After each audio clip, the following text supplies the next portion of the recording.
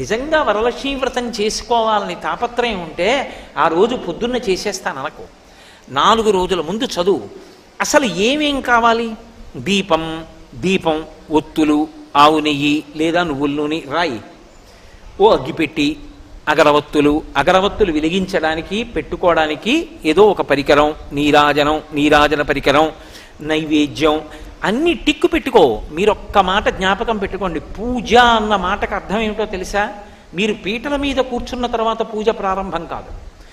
పూజ బాగా జరగడానికి మీరు ముందు చేసేటటువంటి సాధన అంతా పూజే.